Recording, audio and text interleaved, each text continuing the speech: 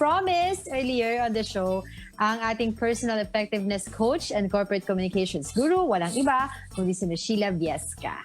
Good morning! Ma'am Sheila. Good morning, Angel. Good morning, Annette. How are you? How's everyone?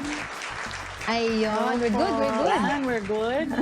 Oo, ayun. Sige, yun nga kanina, sabi ko, we have our roles to play, di ba, in this society. And this time around, dahil nga we're facing the new normal, karamihan din sa mga magulang at yung mga guardians, di ba, ng mga bata, ay nahaharap sa isang matinding, kumbaga, role na gagampanan nila. Dahil, although before, okay naman na eh. I mean, alam mo, sabi nga nila, wala daw textbook guide talaga sa pagiging magulang or guardian sa mga bata eh. 'Di ba? Pero in the long run, as you move on with your life, natututunan mo siya. Pero ito nga, paano ba tayo magkakaroon o paano ba natin magagawa yung tinatawag na multitasking in the new normal? Yung ating guide para sa mga parents or guardians sa mga bata. Ms. Sheila. Yeah. Angel, there are personalities who are really good at multitasking. And multitasking, while it started in computer systems, talagang sa computer, madali yung multitasking. But human multitasking is about being good at 2 or more tasks and being able to juggle them. So, doing several tasks at the same time. Hindi lahat ng tao nadadalian sa pagmumultitask. But there are those who thrive in multitasking. One simple formula is that you have to be very good in tasks that you do at the same time. Kasi kung hindi, then you will not be productive. So, pagsasabayin mo yung... Di ba, Ms. Sheila, na sacrificing yung efficiency o yung result nung ginagawa mo. Baka mamaya kasi multitask ka nga, nakakaya mong gawin, pero ang end result nung ginagawa mo, wala. Kumbaga, instead of 100%, 50% lang nagagawa mo for each task. That's right. Yung multitasking, it's your ability to juggle. To juggle work. For example, nung wala pa yung new normal, no? Pagsagot mo ng email habang chumichika ka or habang kumakain ka. Actually, ngayon pwede natin gawin yan, no? Pagluluto mo, habang hinihintay mo yung pagkulo nung kanin, nung bigas, ginagawa mo yung laundry mo. O kaya, panonood mo ng TV habang nagtitiklop ka ng damit. So, these are things that we can easily multitask without compromising kung ano man yung mga importante sa atin, and we will still be productive. But there are those that are simply distractions. Hindi natin kailangan pagtuunan ng pansin because they can compromise nga. Sabi ni Angel, yung ginagawa natin. So what do? Start with the timeline. So kunyari, within the next 10 minutes, ito yung gagawin ko. And then right after, ito yung isusunod ko. And then the following day, if you think that particular action or particular task work together, then gawin mo ulit. So, I would like to get some suggestions from you ladies sa mga ginagawa natin sa bahay. Now, in the new normal, which particular task do you find yourselves juggling? Yung kayang-kaya niyong pagsabayin. Napaisip ako din. Kasi, when it comes to household chores naman, I have household help here. Pero at the same time, it doesn't mean na wala naman akong ginagawa at all, diba? Specifically in the room, I want Mio and I would, make the bed and other things that we could, yung kung ano na yung kaya namin gagawin namin.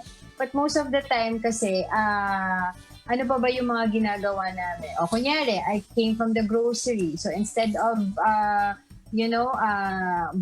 syempre maliligo ka muna bago ka maglakad ulit sa bahay mo kasi syempre, yun ang ating normal ngayon. Then after that, habang after yung maligo, tapos syempre kailangan sanitize mo na yung mga ginagrocery mo. So habang nagsasanitize ng grocery, minsan yung ginagawa ko kunyari for istorya, kunyari ano na ako doon, pinapa-transcribe ko na yung interview para pagbalik ko, gagawin ko na yung script, yung ganun. But at the same time, I know na what's happening dun sa other side of my job. And then at the same time, I make it a point na syempre, I have time with my kid, with si Mio, by imposing his own routine. Kasi sabi nga nila, kailangan talaga merong schedule at this, kahit papaano ang isang bata, para meron siyang susundan. Diba, Michelle? Tama yan. Multitasking refers to the ability to manage multiple responsibilities na pwede kang mag-back and forth because you're doing them at once and you're able to focus on one particular task at a time while you're waiting or you're monitoring another. Si Doc Janice naman. Ako, ang ginagawa, kasi ngayon, I don't really hold clinic but I do a lot of mga paperworks for PSC and other stuff, no? So, ang masasabi ko na talagang minumultitask ko would be yung pag kunyari kailangan kong gawin yung report ko tapos kailangan magsaing. So, magsasaing ako, tapos while waiting for it, kumaga break na rin yung i-check mo siya, di ba? So, mag-work ako sa computer, tapos, di ba, like ko sinasabi, do not sit longer than 40 minutes or whatever. So, yung break ko doon, yung i-check ko ngayon yung sinaing ko or mga ganyang simple tasks lang. Kasi, wala naman akong kailangang i-monitor na bata dito sa bahay at kailangan i-homeschooling dito. So, mostly, it's really when I do my paperwork with regards to reports and with all the other things, then I do it while pag nagsasaing or may ibang kailangan gawin. So, yun yung pinaka multitasking na ginagawa ko recently. Yeah, thanks, Doc Janice. So there we can consider talaga that multitasking is about money, no, in the new normal. Pag may ability ka or may mindset ka for multitasking, mas marami kang opportunities kasi lahat naka-online, lahat naka-connect. So you cannot take a break from household work in the new normal. Talagang it's a must that in order to stay productive and even competitive, ito na yung kailangan nating gawin. And from Rina naman, ano naman yung formula mo? Ano yung pagsasabay mong tasks? Ako, Ma'am Sheila, hindi naman din ako ganun kahirap din kasi meron din kaming dalawang house help dito, no? So, ang ano ko lang ngayon is tutukan talaga si Mikel. So, at the same time, kasi nag-aaral din si Mikel ngayon, may Monday, Wednesday class siya. Di ba ang sabi nga nila, kapag naka-enroll ang bata ngayon, feeling mo ang mga magulang na rin ang naka-enroll. Kasi ikaw talaga yung magbabantay sa kanila, di ba? So, habang nag-aaral siya, may nakasalang ako na iluluto o kaya yung ibibake ko, pwede naman yun kasi may oras naman yun eh. So usually ganun lang yung talagang minumultitask ko. Ang importante sa akin talaga is matutukan si Mikel. Especially ngayon kasi yung ang tawag nito, hindi siya masyadong engaged dun sa mga online learning niya. So kailangan sinasabayan talaga namin siya kasama yung yaya niya na magsasayaw kami, kakanta rin kami, kasama niya sa room. At the same time, inaantay ako na, kunyari, ginagawa ko baking, ganyan. May oras naman yun Ma'am Sheila eh. So may timer naman ako kung kailan ko lang bababa ulit sa oven, tapos kukunin ko lang yung mga binake ko. So ganun ako mag-multitask, Ma'am Sheila. Yeah, wow. Thanks, Rina. So that's more than 2 tasks, no? Research has shown that the brain can easily cope with 2 tasks happening at the same time. Pero yung multiple tasks, talagang it's a challenge. But there are really people who are hardwired for multitasking, like yung mga kababaihan, because our responsibilities have always called for that. So, kung hindi ka pa sanay na mag-multitask, 2 tasks lang pagsabayin mo. Then, be mindful of course kung ano yung pwede mong i-monitor habang ginagawa mo yung isang bagay. And be clear na when you're multitasking, kailangan kang mag-back and forth.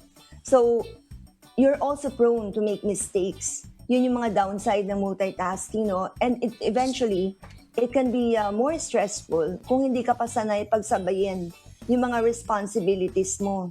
So, siguro kailangan nating ang payo mo, Miss Sheila, para dun sa mga, dun sa mga, kumbaga, bago sa ganitong, sabi nga nila, new normal setup of life, talagang wag mo na i-push kung hindi kaya ng 4 na gawain sa isang, di ba?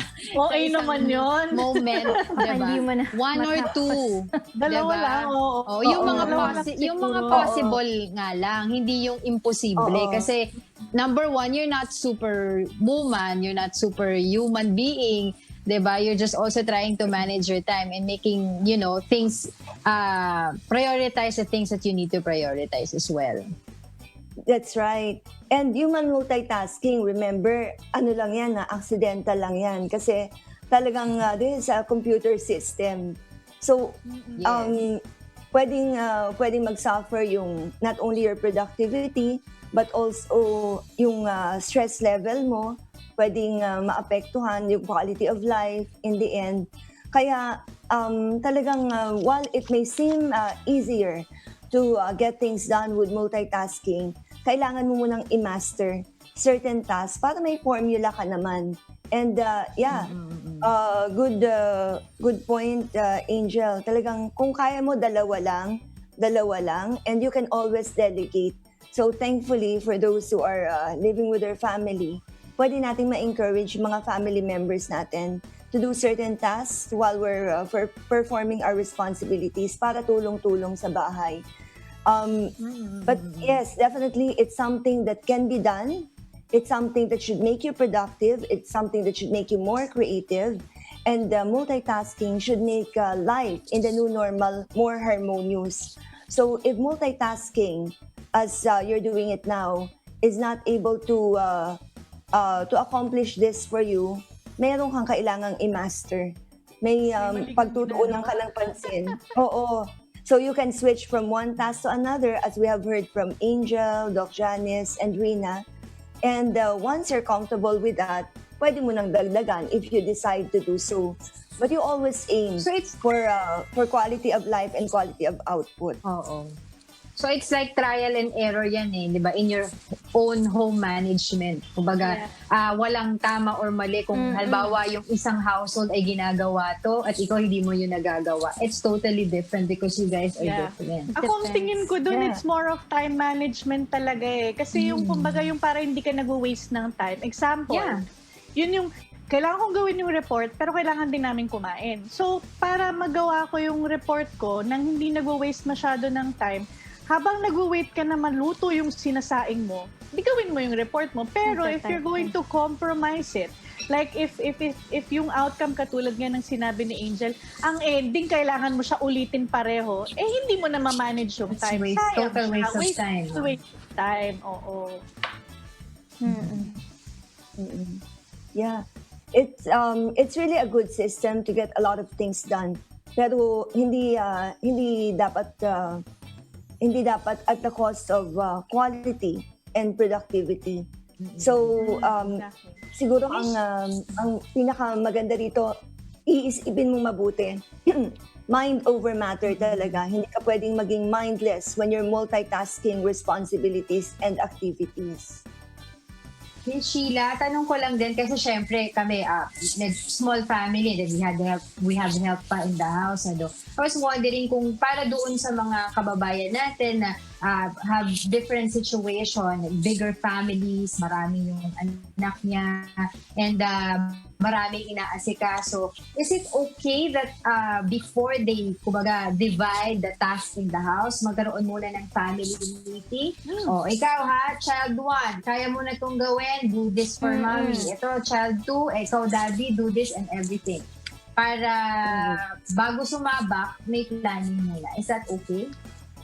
Yes, and definitely what we learned, yung mga best practices at work noon, pwede nating i-apply sa bahay with a certain limitations, of course. Tulad nung kung mag-a-assign nga ng mga anak or ng mga family members at alam mo na marami kang pagkakaabalahan and it's the first time that you're delegating tasks, mag-assign ka rin na magsusupervise among them para may effective monitoring and follow-through. Kung hindi nagawa ng tama, then you can always go back to that person and coach or mentor your family member, tapos para mapagbuti niya. Kasi ang nahihirapan tayo when it comes to multitasking talaga is we have fear that when we delegate a task or project, baka hindi magawa ng tama. So we end up doing it ourselves. At hindi naman talaga magagawa At ng saka tama maganda kung rin- hindi sufficient yung correct, endorsement. At saka, Miss Sheila, maganda rin na talagang nabibrief muna yung all family members, including kung may household help ka, doon sa magiging situation yun na ngayon. Kasi this is the first time that it happened in our lifetime. I mean, to us, di ba, ngayong age natin, na may ganitong klaseng pandemic. And na, talagang totally na bago yung routine natin. So it's important, especially to the kids, na ma-brief sila na, ito yung gagawin natin because this is what's happening right now. Para hindi namang abrupt yung changes sa loob ng bahay nila na, what's happening right now? Bakit dati ganito yung ganyan? Parang clueless sila sa mangyayari. Oo. At saka pag nag-endorse tayo sa family members natin, may shock, may shock factor. These are tasks or responsibilities that they were not doing before. So, kailangan for them to get used to it. Start with smaller tasks. Huwag mong masyadong biglain. Kasi in your case also, it took you several days or several weeks, months to practice doing that task and then be able to master it bago mo siya maisabay sa iba.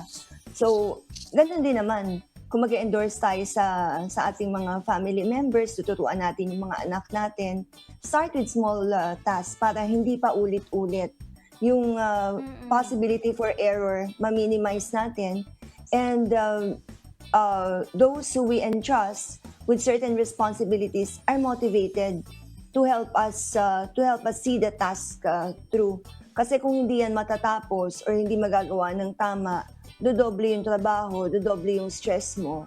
And magsasuffer din yung relationships mo with the family members who are supposed to be helping you in the process. So, iwi-wait talaga natin. Sige, go ahead. Rina, ikaw muna. Siguro, Ma'am Sheila, ang kagandahan din itong pandemic na to, mas natutukan natin yung mga bata natin. Kasi during our time, nung mga maliliit talaga tayo, tinuturuan tayo talaga ng mga magulang natin to do the household chores, di ba? Tapos Ayun, ngayon yung mga bata, di ba, natuturuan na rin natin. Like si Mikel, toddler pa lang siya, pero pag sinabi mong clean up and pack away, talagang tutulungan ka niya kasi ang kalat niya eh. Tutulungan ka niya talagang magligpit. So talagang yun yung on the good side, natutunan din ng mga bata ngayon, di ba? Na magkaroon sila ng mga task din nila sa sariling bahay. Miss Sheila. Sa ganyang bagay, no, I would just like to mention, Angel, yung Sige, dalawang go ahead. processes na nangyayari. One, there's goal shifting. Hindi na tayo nakatutok sa isang bagay lang or one particular task, even our kids. And the second one is role activation. So these are processes that happen during multitasking situations. Pwede nating tandaan na pag tayo naman yung nag-a-assign and we want our kids, as Alwin has demonstrated, we want our kids to be strong at multitasking, goal shifting. Na ngayon, hindi lang magbe-breakfast ka right after you get up. Kailangan you really make your bed and make sure that your room is clean because you are now responsible for your own area. So goal shifting and then role activation. Yeah, Angel. Miss Sheila, I have one last question, kasi maganda yung mga napag-usapan natin, yung discussion natin. Very applicable yan doon sa mga parents or yung mga guardians na talagang organized sila as a person. Yun yung personality nila. Pero what if, anong gagawin ng isang tao, ng isang, sa isang bahay na kunyari, ang nanay or tatay is really messy, unorganized, hindi marunong. Kumbaga, this is going to be the first time na yung nanay or tatay na doon lang sa bahay, working from home, tapos kasama yung anak, online classes, etc. So, papaano magsisimula yung someone that is really not organized as a person, yung ganun yung personality niya, na makapag-multitask, tapos yung productivity level niya ay maganda naman yung result. Miss Sheila. You just mentioned, Angel, one of the worst enemies of multitasking, clutter. Yes. Diba? Mahirap talagang mag-concentrate or mag-multitask even pag ang daming nakakaala dyan. So your priority will be to arrange the place, to fix your room so that you can think better. Kasi ang best tool mo naman sa multitasking is your brain. Para ma-identify mo kung ano yung unahin. Pero kung ang daming kalat dyan, alam mo na, yun ang kailangan mong ayusin.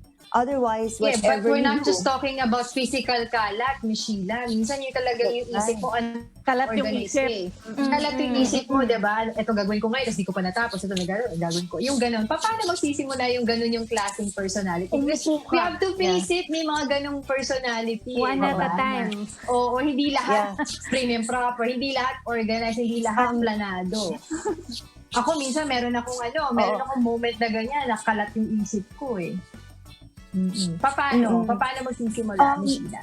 well, give yourself a break. Hindi lahat ng naka-front dyan sa'yo kailangang asikasuhin mo. Hindi lahat ng kalat at this moment kailangan ligpitin mo.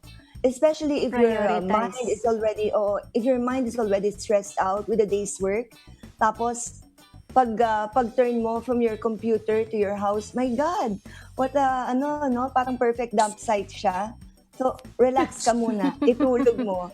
Because the following day, when you're energized, you can think better, you can think more clearly. Mas magagawa mo ng tama kung ano yung i-assign mo, kung ano yung aayusin mo. Pero at the moment when you're so stressed out, just give yourself a break. The person that we least, and the person that we least forgive is ourselves. So be forgiving. Marami ka nang nagawa ngayon. Step back a bit. Tapos evaluate mo. Pag hindi mo na kayang isipin, wag mong isipin. Kasi your mental blocks, ito yung mga physical nga, sabi yan. And then mga non-physical can definitely be detrimental. It can affect your productivity, your multitasking capacity by 40%. So kung wala kang magandang magagawa ngayon kasi naubos mo na yung effort mo, yung pasensya mo, yung energy mo, take a nap. Huwag ka rin makipag-away sa asawa mo habang tinatapos mo yung trabaho mo sa kitchen. hindi yan multitasking. Multitasking is being productive. Reklamo, no, habang ginagawa. Totoo. Oo. You Okay, cannot solve I a think problem marami with na another problem. Oo Correct. nga, tama ka dyan. I agree with you. Pero yun nga, marami na tayo na pag-usapan at very fruitful itong ating discussion. Anything to add on that? Kumbaga parang reminder doon sa ating mga viewers regarding dito sa multitasking. And of course, yung nyo, Miss Sheila operational pa rin, may ongoing yung mga online workshop ninyo. Go ahead, Miss Sheila. Yes. Oo. Thank you, Angel, Doc Janice, and Rina. Always it's a pleasure. And thank you for sharing with your audience this enlightening topic. Multitasking certainly isn't anything new. It's not for everyone, but now, in the new normal, kailangan nating pagbutihin pa yung mga ginagawa natin. So start with small tasks. Those who we see as very strong or heavy multitaskers are not actually very good at multitasking. Hindi talaga natural ang pagmo-multitask. It's just easier for certain individuals because they have already developed certain strategies and formulas to do certain things very well and do them at the same time while focusing on the bigger picture. So if you need assistance, coaching, or mentoring on programs like this to enhance your personal effectiveness, such as leadership, multitasking, and communication competencies, please get in touch with us. TalkShop has migrated all the programs to virtual learning, kaya lahat na makikita nyo on talkshop.ph are already being offered online for individuals and companies. And they can get in touch with us at 0917-790-5588 or 0917-877-5588. TalkShop or Sheila Viesca on Facebook, YouTube, LinkedIn. Alright. On that note, maraming salamat po sa inyo, Ms. Sheila Viesca. Napakaganda po ng usapan natin. Till next time, God willing. Thank you so much. Yes, thank you very much. Thank you. Rina, Doc Janice, always a pleasure. Yeah, same here.